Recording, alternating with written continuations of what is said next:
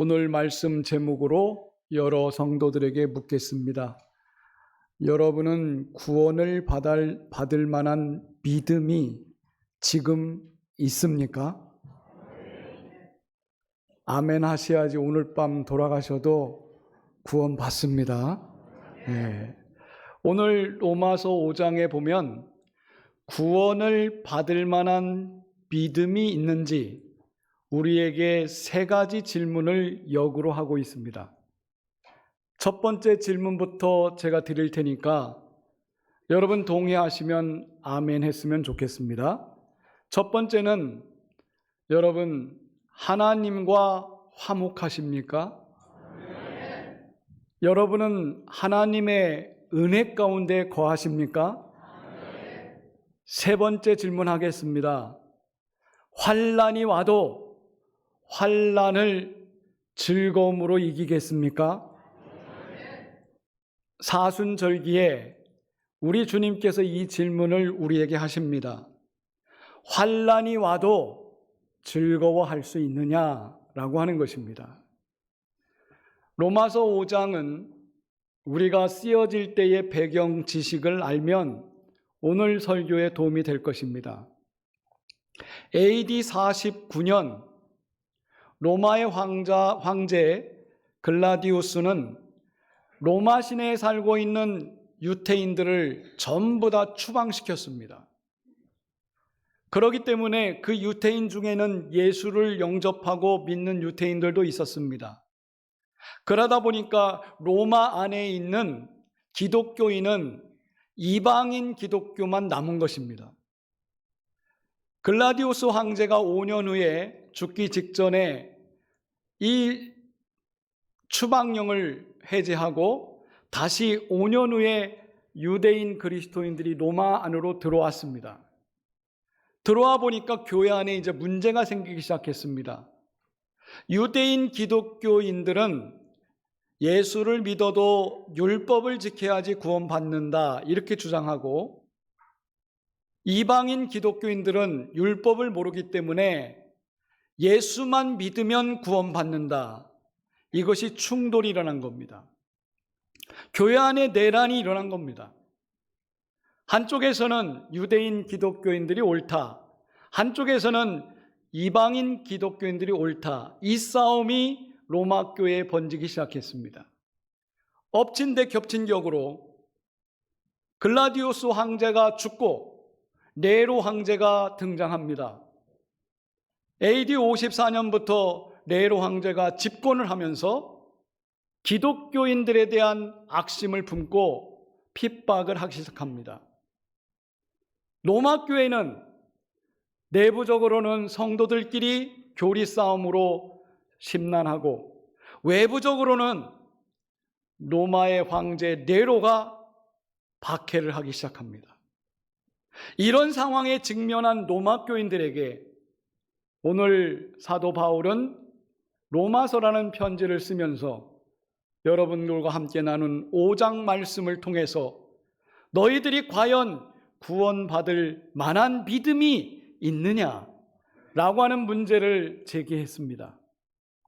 그러면서 오늘 말씀 3절에 분명히 본문 말씀에 이렇게 말합니다. 우리가 환난 중에도 즐거워하나니.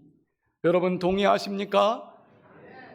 어떤 환난이 와도 그 환난 속에서도 내가 즐거워할 수 있는 믿음, 그 믿음을 로마서에서는 여러분들에게 제시하고 있습니다. 여러분 생각해 보십시오. 환난이 왔는데 어떻게 즐거워할 수 있습니까?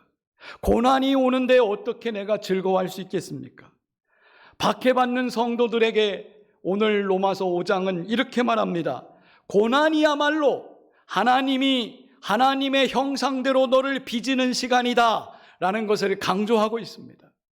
성도 여러분, 사순절기를 맞이해서 우리에게 닥친 어떤 어려움도 하나님이 나를 만져주시고 빚어주시는 시간이라는 것을 믿으시기를 축복합니다.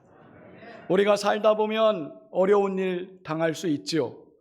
그런데 그 어려움을 어떻게 해석하느냐에 따라서 완전히 인생이 달라집니다. 어느 날 이 길이 있는데 이 길 위에 바위 하나가 있었습니다. 사람들이 지나다니면서 아이고 저 바위 때문에 우리가 다니는 통행료가 어렵구나 하라고 사람들이 바위를 탓하기 시작했습니다.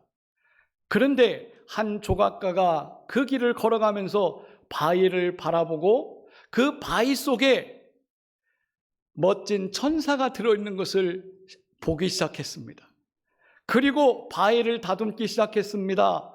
그리고 작품으로 나온 것이 다비드상이라고 하는 미켈란젤로의 작품입니다.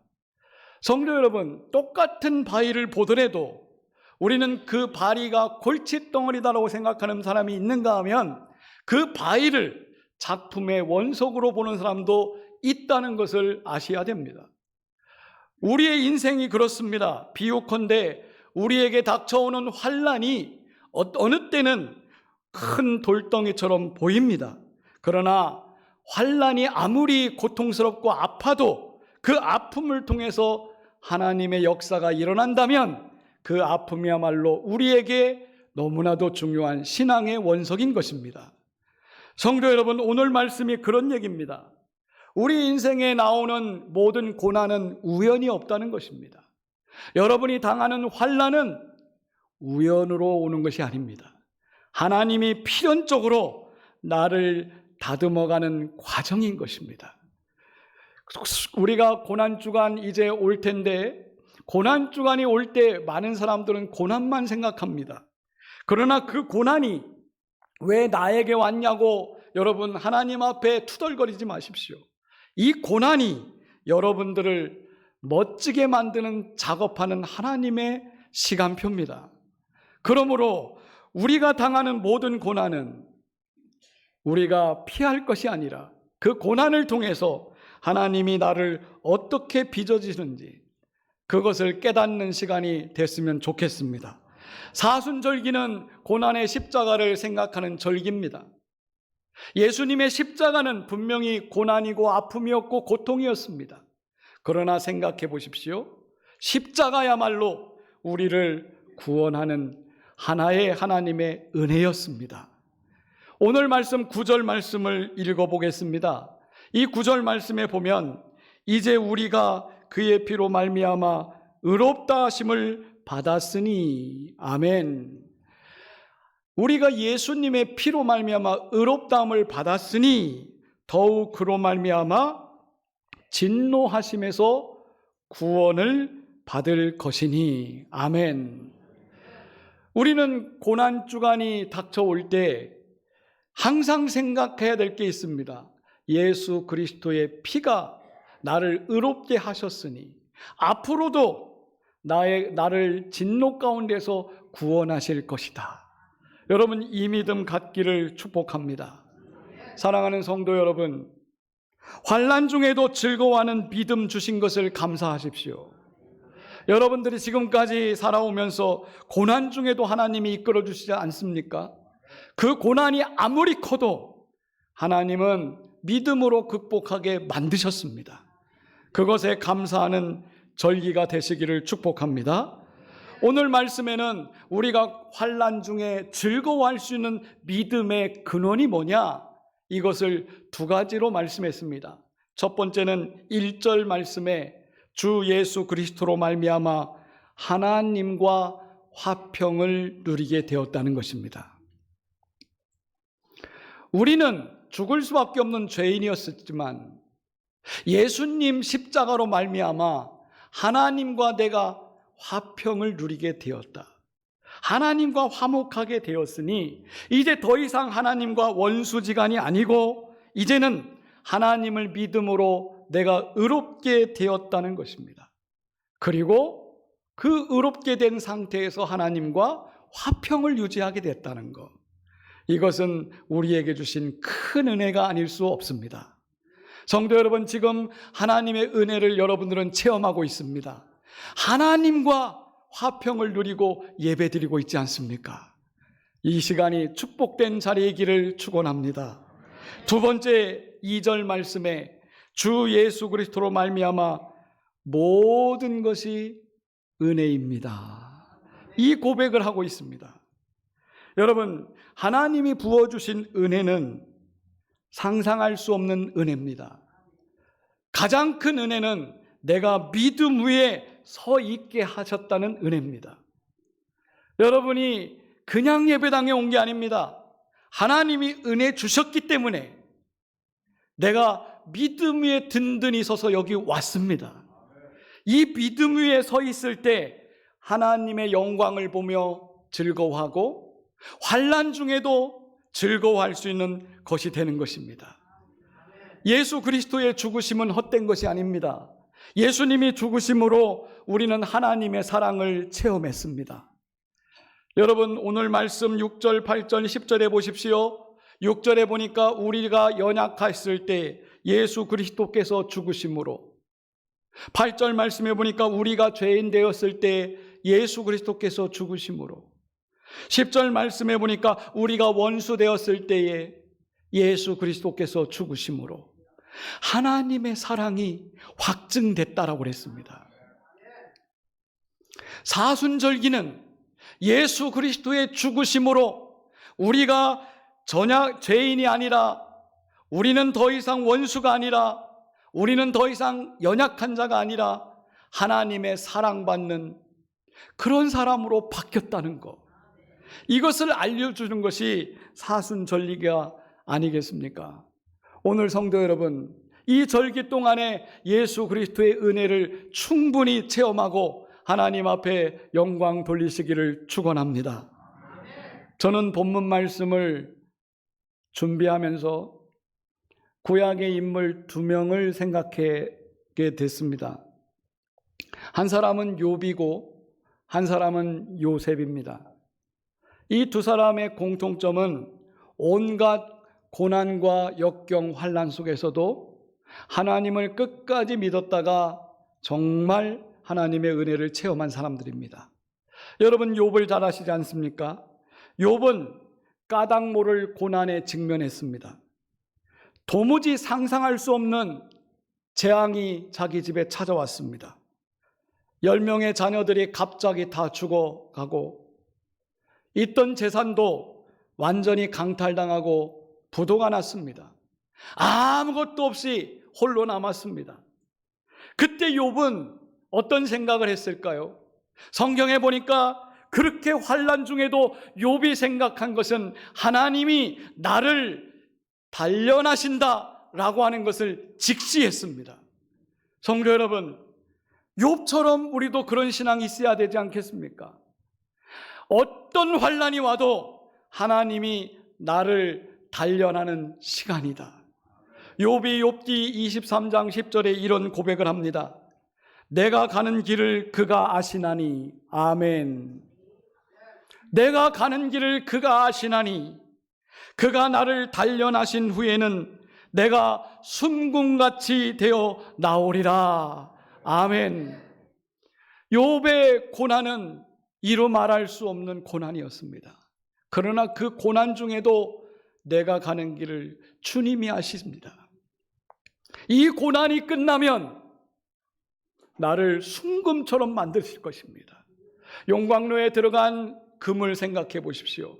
불순물이 사라질 때까지, 100%의 황금이 될 때까지 단련하고 재련합니다. 그 다음에 황금이 나오는 거 아니겠습니까? 욥은 그렇게 하나님 앞에 고백했습니다. 하나님, 이 환난이 하나님이 나를 단련하는 시간입니다. 두 번째, 요셉을 생각해 봅시다. 요셉은 어릴 때부터 꿈이 많은 젊은이였습니다. 꿈이 너무나 컸는데 이 꿈을 이루기까지 너무나 시련이 많았습니다. 형들이 자기를 시기해서 노예로 팔아먹었습니다. 팔려간 그곳에서는 보디발의 아내가 음모를 꾸며서 자기를 감옥에 쳐넣습니다. 감옥에서 10수년 동안 요셉은 음침한 감옥 속에서 살 수밖에 없었습니다. 그럼에도 한 번도 하나님께 원망하지 않고 고난을 자기를 단련하는 시간으로 여겼습니다. 어떻게 단련됐을까요? 13년 이상 요셉은 하나님 앞에 훈련을 받았는데 용서하는 마음을 배웠습니다. 그리고 사랑하는 마음을 배웠습니다. 형들을 만났을 때 20년 만에 만난 그 형들이 얼마나 미웠겠습니까? 그런데 미워하지 않았습니다. 형들을 용서하고 가슴으로 안아줬습니다. 보디발의 아내와 보디발은 어떻게 됐을까요? 성경에 나오지도 않습니다. 요셉은 그들을 건들지도 않았던 것으로 파악됩니다. 성도 여러분, 우리의 닥친 고난이 어떤 것입니까? 오늘 이 시대를 살아가는 성도들에게도 경제적인 어려움이 고난일 수 있습니다. 때로는 내 몸이 아파서 질병이 들어온 것도 고난일 수 있습니다. 더 나아가 인간 관계가 무너지고 깨지고 어그러지는 것이 고난일 수 있어요. 아픔일 수 있습니다. 그러한 아픔이 있을 때 여러분은 어떻게 해결하십니까? 오늘 십자가를 바라보시기를 바랍니다. 오늘 예수 그리스도께서 이루신 그 십자가의 공로가 여러분들에게 적용되기를 바랍니다. 오늘 우리의 믿음은 구원받을 만한 믿음이 되어야 됩니다.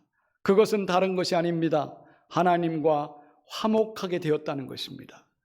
하나님의 은혜 가운데 내가 살고 있다는 것입니다. 하나님이 주신 그 은혜 때문에 환난조차도 즐거움으로 극복할 수 있다는 믿음입니다. 이 믿음이 성도 여러분들에게 가득 넘치기를 축원합니다. 그리고 사순절기 동안, 고난주간, 새벽 기도회 동안 우리가 고난도 이길 수 있는, 고난도 즐거워하는 그런 믿음으로 살아가기를 기도하시기를 축원합니다. 기도하겠습니다. 하나님,